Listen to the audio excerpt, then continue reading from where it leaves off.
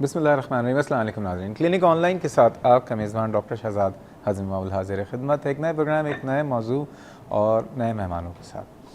नाज़रीन, आपको पता है कि तमाम मुसलमान जो हैं दुनिया में, जितने भी मुसलमान रहते हैं, हम कितने भी गुनाह करें, पूरे साल कुछ भी करते रहें, लेकिन एक महीना जब आता है ना, तो वो हमारी खुशकिस्मती होती है और जिसका पूरी साल बड़ी बेचैनी से इंतज़ार होता है। और जब वो महीना जाता है तो उतना ही दुख भी होता है। आप समझ गए होंगे, रमज़ान मुबारक का महीना आ पहुँचा है और ये वो महीना है जहाँ पे हम अपनी जितनी भी रूहानी तौर पे, क्योंकि इस दुनिया में आपको पता है कि इंसान जब आता है तो अपनी मर्ज़ी से नहीं आता, उसको अल्लाह ताला ने इस दुनिया में भेजा है, अल्लाह ताला ने पैदा किया है और अल्लाह अपनी मर्ज़ी से उठा लेता है। लेकिन अल्लाह ताला ने इस दुनिया में जब इंसान को भेजा तो उसको रहने के तमाम तरीक़े और तमाम जितने भी ज़वाबित थे, तमाम उसूलों का भी उसको बता दिया और वो इंसान के लिए फ़ायदेमंद है।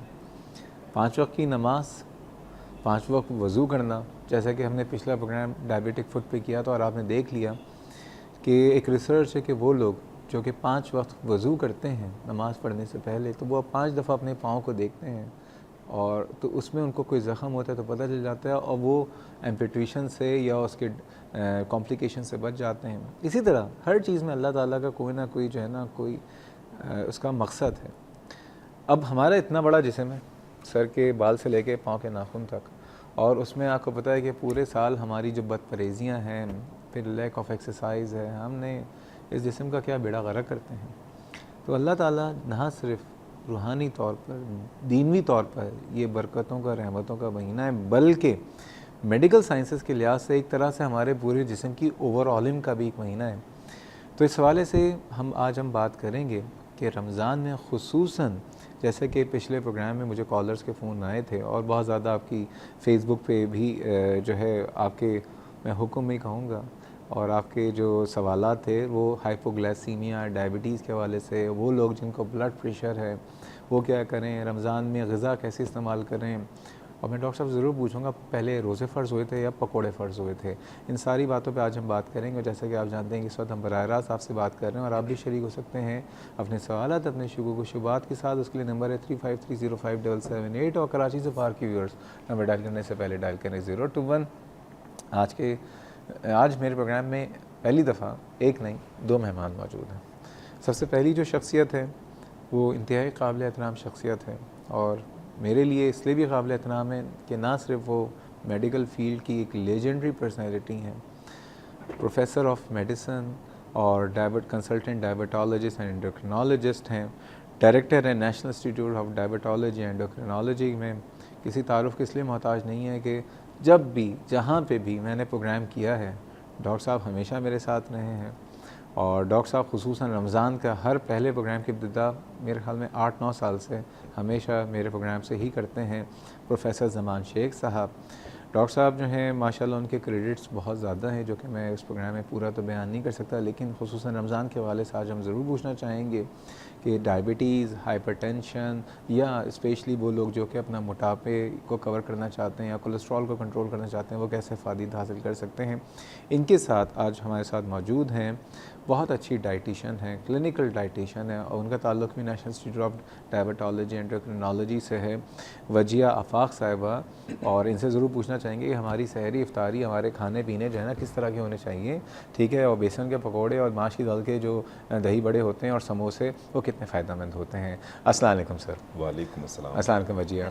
पहले तो आप दोनों का बहुत शुक्रगुज़ार हूँ कि इस प्रोग्राम में आज आप आए हैं। डॉक्टर साहब ये बताइए, पहला सवाल कि जो क्योंकि लोग ज़रूर जानना चाहेंगे कि रोज़ा जो है हमारे जिस्मानी तौर पे कैसे हमारे लिए इफ़ेक्टिव होता है और इससे मैक्सिमम फ़ायदा हम कैसे हासिल कर सकते हैं। Doctor Shahzad, thank you very much. एक तो कमेंट आपने की उसका शुक्रिया। अच्छा देखिए, ये जो आपने क्वेश्चन किया है ना, इसका अगर हम जवाब देने बैठ जाएं तो यकीन जाने बहुत टाइम चाहिए इसके लिए। रोज़े के इतने फ़ायदे हैं हमारे जिस्म के लिए, हमारे यानी रूह के लिए और हमारी साइकी के लिए कि बहुत यानी अनगिनत फ़ायदे हैं। तो ब्रीफली मतलब मुख्तसरन मैं इसको डिवाइड करूंगा 2-3 मिनट में, अगर मैं जवाब श्योर दे श्योर सकूं, डॉक्टर साहब। कि 3-4 हिस्सों में डिवाइड करूंगा इसको। एक तो ये है कि इसके जो हमारा मैदे का और गैस्ट्रोइंटेस्टिनल सिस्टम है, निज़ाम हज़म जिसे कहते हैं, उस पे कितना फ़ायदा है। फिर ये कि हार्मोन के जो अमराज हैं या वो है, उसके लिए कितना बेनिफिट है रोज़ा। तीसरा ये कि ओवरऑल सोशल जो हमारा वो है कम्युनिटी है, उसके लिए कितने बेनिफिट हैं। और जो हमारी साइकियाट्री जो साइकी है और मतलब हमारा जहन है, नफ्सियात है, उसके लिए कितना है। तो मुख्तसरन अगर मैं बता दूं कि देखिए हमारे बॉडी में इंसुलिन जो है, अगर शुगर के लिहाज से भी हम करें तो इंसुलिन शुगर को कम करती है। ये वाहिद हार्मोन है पूरी बॉडी में जो शुगर को कम करता है। उसके अगेंस्ट में 5-6 हार्मोन है जो शुगर को बढ़ाते हैं।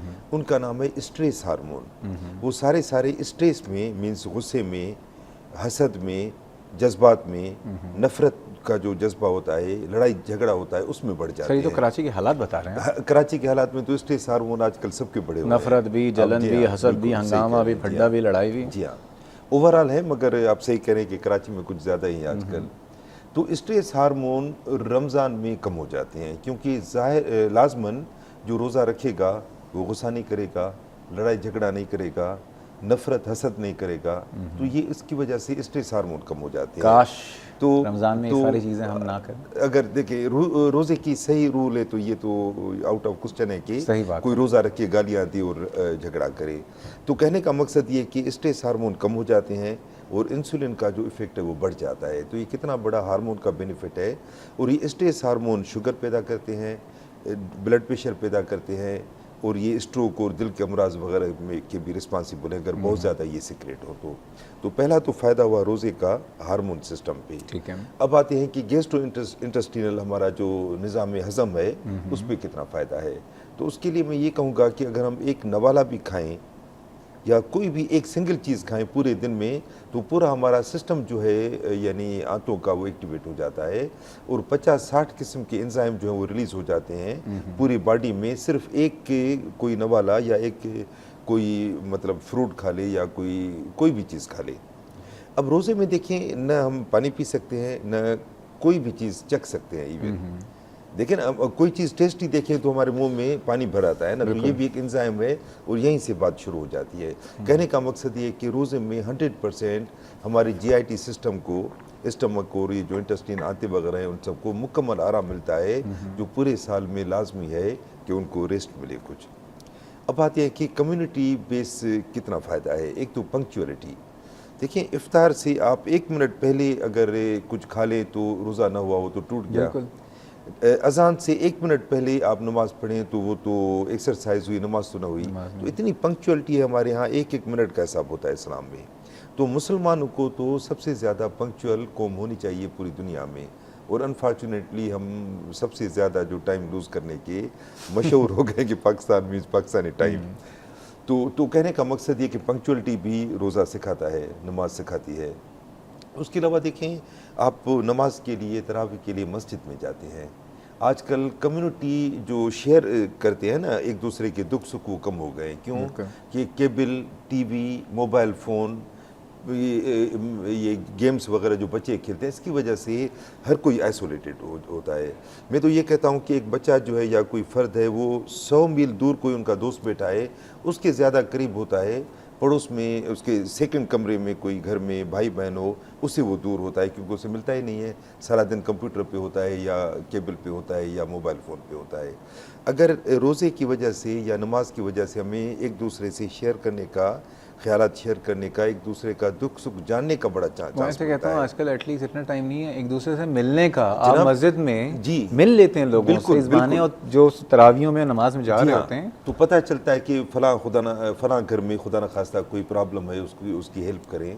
और तीसरा जो फ़ायदा है वो ये है कि देखिए हमें 12 घंटे भूख हमें रखनी है लाजमन, तो पता होता है कि ये भूख क्या चीज़ होती है। सही है। तो गरीबों का एहसास होता है कि भाई देखें ये इनको भी, ये गरीब लोग हैं, इनको खाना नहीं मिलता तो इतनी अज़ियत या तकलीफ बर्दाश्त करते होंगे। बेशक, तो कई फ़ायदे हैं उसके। नहीं, फ़ायदे तो आपने बिल्कुल सही कहा कि इतना बड़ा इसका जवाब है कि फ़वाइद तो बेतहाशा हैं, उसके अलावा भी बेशुमार हैं। डॉक्टर साहब अगर आपकी इजाज़त हो, अवजी आपकी इजाज़त हो, हम कॉल लेते हैं पहले, ठीक है? अस्सलाम वालेकुम जी। अस्सलाम वालेकुम। वालेकुम सलाम, कौन सा बात कर रहे हैं? अली बात कर रहा हूँ जी, इस्लामाबाद से। अली साहब खुश आमदीद, कैसे हैं आप? ठीक हैं अल्लाह का शुक्र। जनाब, फरमाइए। एक तो मैंने आपकी प्रोग्राम की तारीफ करनी थी, माशाल्लाह से बड़ा अच्छा प्रोग्राम है, बहुत इन्फॉर्मेटिव है। बहुत शुक्रिया अली साहब। मैंने मालूम करना था कि मेरी वालदा है, उनको डायबिटीज़ है, ठीक है, तो मैंने से भी मालूम करना था क्या वो इंसुलिन लेती हैं, तो क्या इंसुलिन लेने से रोज़ा टूट जाता है?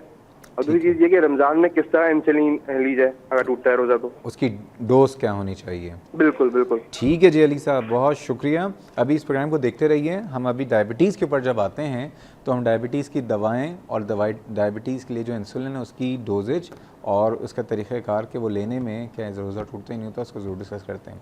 वजिया की तरफ आता हूँ। वजिया, ये बताइए कि अगर आप, क्योंकि आप डाइटिशियन हैं, क्लिनिकल डाइटिशियन हैं माशाल्लाह, जैसे डॉक्टर साहब ने बताया कि ये जो हमने 12 घंटे की जो फास्टिंग की है या 14 घंटे की जितनी भी है, तो उसमें जो हमें जो लेसन्स हैं वो डॉक्टर साहब ने कुछ बताया, लेकिन आपके ख़्याल में ये जो सहरी और उसके बाद फिर अफ्तारी तक का जो एक वफ़ा है, क्या क्या फ़वाइद हैं इसके डाइट, और जो हम जिस तरह की हम सहरी अफ्तारी कर रहे हो तो क्या उससे वो फ़वाइद हासिल हो जाते हैं? डॉक्टर साहब थोड़ा मुश्किल है, जिस तरह की हमारी डाइट है सहरी और अफ्तार की हो जाती है, मतलब रमज़ान आते ही कढ़ाइयाँ और तेल और घी का इस्तेमाल, चिकनी चीज़ों का इस्तेमाल, तो जो वही जैसे डॉक्टर साहब ने कहा कि वो जो हम मकसद है रोज़े का वो हासिल नहीं कर पाते। कुछ लोगों के साथ तो ये प्रॉब्लम तक होती है कि वज़न घटने के बजाय इतनी फ्राइड चीज़ें लेते हैं कि वज़न उनका बढ़ जाता है।